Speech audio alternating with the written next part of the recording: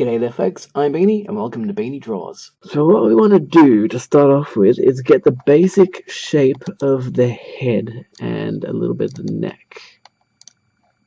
So what I'm going to do is I'm going to roughly draw in the shape.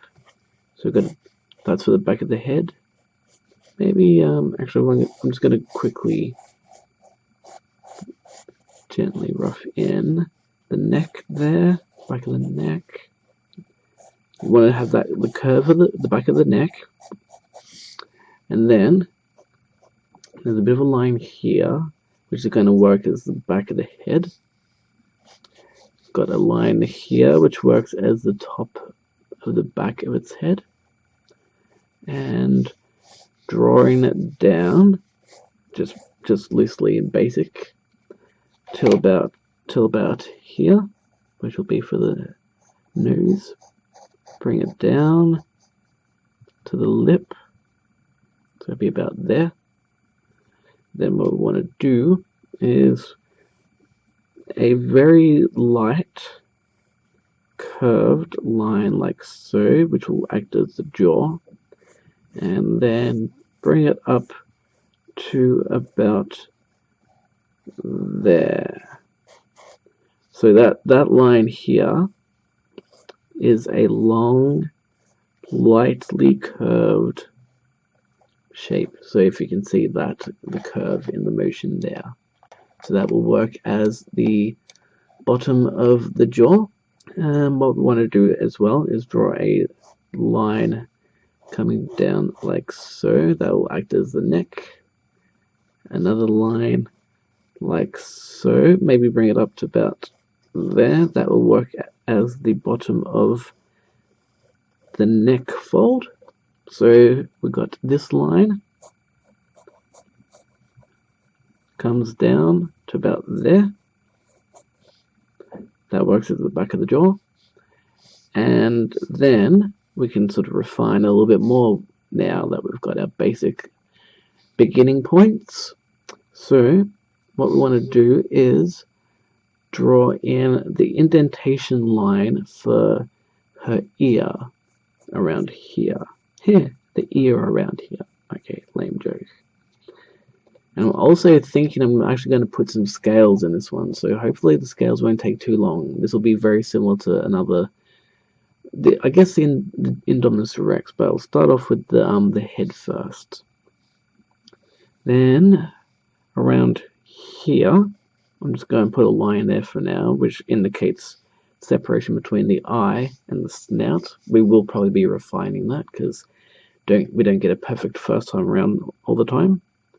And around here, around there is going to be where the division between the top of the snout and the jaw. I'm going to do a line coming down around here. I'm still going to do it loosely because this is going to be refined a fair bit. This line doesn't necessarily go right up to that bit, but that line will act as the kind of dividing jaw and the top of the mouth. So like so. Refine that line a little bit. We can always refine these lines if we want to change them a bit to make it look a little bit more appropriate. Next off, we're going to put in the eye. I'm just going to loosely put in a bit of a circle here, because that's kind of where the positioning of the eye is. We're going to refine it a bit. We've got the line for the top of the eye goes out a bit more to about here. And the reason for that shape is, it just acts as a bit of a framing element. So we can decide composition and proportions. Okay, so there's another line kind of here, which acts as a bit of an indentation and kind of curls out like that. There's another line around here, which acts as a bit of a wrinkle. And in this particular model that I'm looking at, there's some very defined lines around the eye. So I'm going to work on those. what I usually do is I rough in the lines and then I build them up. And you can do the exact same thing. So there's that line. There's this line. That bit works as the eyelid. And this line kind of works as the eyebrow. And then bring it down to about there. A little bit of a line up there. That's more of a scale thing. Then bring it down. Okay, I've just darkened up the image a bit so you can see the lines a bit better. Hopefully you could still follow the lines at the beginning of this tutorial. What we're going to do now is draw a line around here. Hopefully you can see everything that I've done so far. Draw a circled line like so. Like that. And around here, draw a little bit of a line there. And we'll bring another line down there. And that kind of works as the top eyelid. Now, around here, we're going to refine this shape a bit.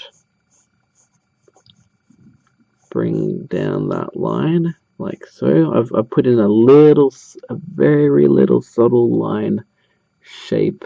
You can sort of see how it kind of bends there, and then comes out there. I've noticed that the shape of the eyebrow seems like that. And how I'm seeing the image, the rendering changes the optics of the shape, so I'm trying to interpret it in a two-dimensional space. There's a bit of a line. I'd sort of assume there's a bit of a line there. It's an indentation, but I'd call it a line. There's a bit of a line here. That would be one of the first neck folds in the neck. Might draw some of those lines now. Just going to draw a curved line coming down to about there. And another line coming down like so. There's a little bit of a gap there, but they're just wrinkles, so you don't have to stress too much about that. Just so you can kind of get an idea of, to make the whole image look like it's coming together. And now I've come to the conclusion that this part doesn't go there. Judging by the shape of the lines, there's a fold that comes down here, which that line doesn't quite necessarily attach to this line, but it just kind of sits there. It's a fold, neck fold, but it's not actually a head shape. The head shape comes from here. So bring that line down there, and that would be actually the ear hole, not there. So bring that line out to here, and that's more like it. So as I was saying, drawing lines and that, I've always said this in the past, as long as you're using pencil, you can do as many changes as you want to refine your image.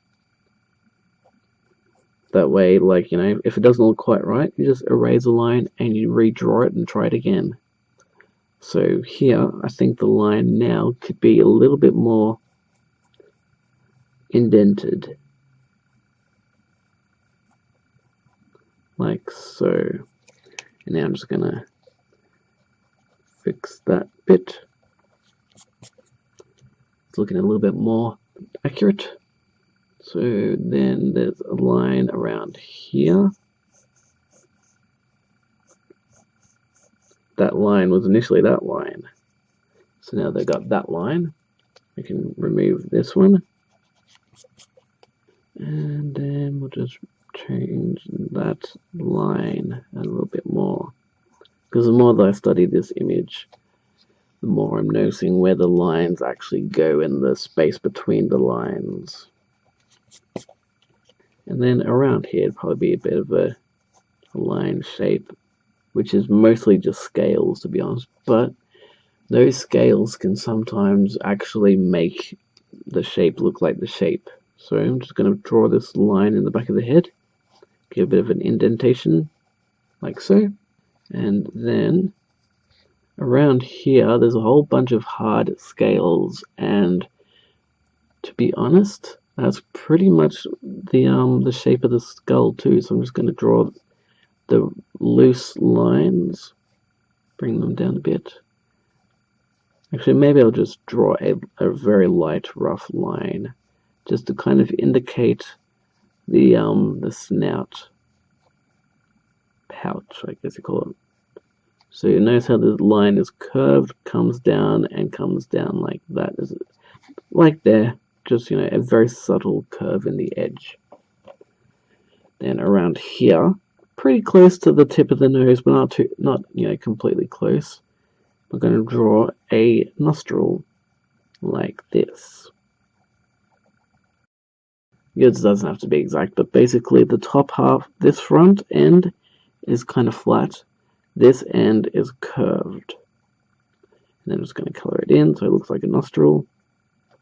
Probably should draw an eye slit in there for the pupil. Actually, just before I do that, I'm going to refine this line a bit more because it seems a bit too sharp up here. So I'm just going to add in some line down there. And then I am going to erase the top part of that line. It's all about fine-tuning and tweaking as you go along. And just fixing the shape up a little bit. Now what I'm going to do is I'm going to do a curved line that fairly echoes this line, like so.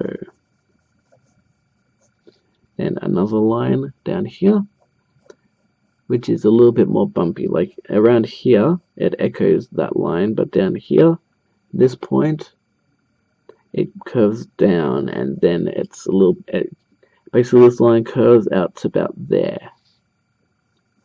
So I'm just going to draw that line. And then I'm just going to refine this bit of wrinkled line. Bring it up. And one more line around here. Geez, she's looking very old now, isn't she? The hardness of your lines will also determine the look and general shape of the structure. So in this case, these lines are way too thick and heavy. So I'm just gonna take off layers of lead without completely getting rid of the whole entire line. And then erase that bit of line. Not entirely, just enough to make it less prominent and dominant, like so. And to be honest, she looks a bit weird without an eye pupil, so just going to give a bit of a slit in her eye. So just going to do a very thin slit. And sometimes I like to add in a little bit of a shine up here. So there we go, she looks more like she's actually alive. Now, I'm going to draw the top of the snout. Bring it down to the front of the snout. And around here, this is where we're going to start refining. So I'm going to bring, there's a bit of an edge there. Bring that down to the front of the snout. That line goes up to about there. And that's way too thick, so I'm just going to raise that a bit. Actually, I'm looking at the eye, and the eye, I think, can come up to, there's a line here, if you can just see it. I'm going to bring the eye up around there, actually, because I think her eye looks a little bit too big. I'm just going to bring the eye in some more. I think that's better. It's starting to look more like a Velociraptor now. Then I'm going to refine the back of her mouth. And I keep saying her because blue, the Velociraptor is a female, if you haven't watched Jurassic World before. There's from here to here, there's kind of two curves. It's like one big sort of curved line, not hugely curved, just enough, down and back up to that part of the jaw, and then it goes down. I'm just going to refine that line. And now it's kind of looking like the bottom of the jaw is a bit too thick. So I'm just going to bring this line up and bring it out to there. So you just follow my curves and shapes and just refine and add along. As one of my other commenters also mentioned, you can also just basically look at the final product and study it, and just basically just watch the process of me drawing, and then you just, you stop or you continue on, and you just, you follow along where you feel you need to follow. And down here, I'm going to add in some wrinkles, and then add in another line here for more of the sort of the bottom of the throat. Bring it up to there. Going to add in a very light line down here, like so, and I'm going to add in the line there and there. There's a lot of scales around here that are actually quite prominent and dominant, so I'll be drawing those later. And then I'm going to add in the rest of these neck folds just to give it a bit of completion. So one there, one there, and around here they kind of look more curved, like so.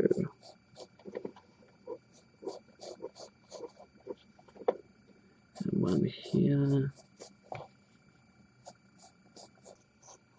So curve that neckline. Curve that neckline up a bit more like that. I'm going to raise that.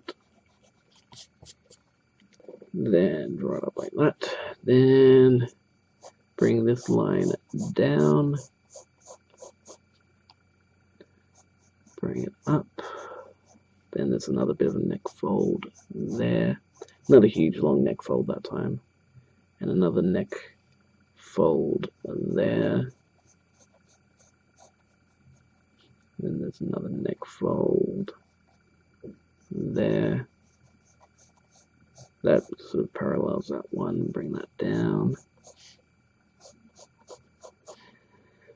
Then this one, I'm going to refine that shape so it's more like that. Then there's that line.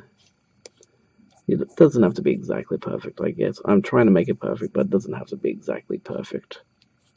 I am now rounding out these top parts so they look like the bumped up folded bits of neck. Bring it up to the top of the head. And then bring that down to there. Then another neck fold line there. They've got a lot of neck folds, these Velociraptors. Bring the fold down to there. Another neck fold line. Down, neck fold line. And you can sort of see the spacing of these neck folds. Another neck fold. Another line. And I'm making these lines getting lighter and lighter now because they're getting to the end of the picture. So I'm just going to loosely put them in. It's kind of looking more formed now. So at this point, what I'm going to do is put in the last little bits of major detail. I'm not going to scale the entire thing, but I am going to put in the more key defining elements. Oh, also, I forgot there's a line fairly similar that parallels this line. So I'm just going to bring it down to the front of the snout. So kind of more or less got the shape, as I'm just going to refine it a little bit more. I think it's probably more like that. the shape of the Velociraptor's heads in Jurassic World are very similar to the shapes of the Velociraptor heads in Jurassic Park. To be honest, I'm not overly sure about the proportions still. I think what I might do is we might just tinker around with the image a bit more. So I'm going to sculpt it a bit more, bring that line up there. Move some of that line. Kind of like where it was. Trying to strive for perfection can be difficult at the best of times. What I'm going to do now is I'm going to put in the scales, and that might help with things because there's a lot of detail in it. There's like a lot of very solid defined scales, so I'm going to start drawing those in now. But I mean, if you really just want to draw the shape of the head, you can pretty much finish it here if you want. That's exactly what we're going to do now. We're going to leave it here, and coming up next is going to be the texturing side of things, but to keep this video short, we're going to leave it here. So thanks for watching, and if you learnt something, give it a thumbs up, subscribe if you haven't already done so, and soon you'll be seeing this bad boy. So stay tuned, and this will be coming up. So thanks for watching, and I will catch you next time. Cheerio for now.